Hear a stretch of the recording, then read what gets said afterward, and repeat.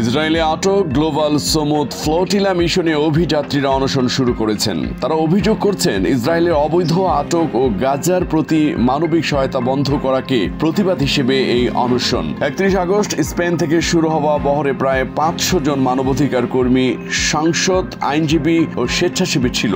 গাজার উদ্দেশ্যে যাত্রার আগে ইসরায়েলি নৌবাহিনী অধিকাংশ জাহাজ আটক করে।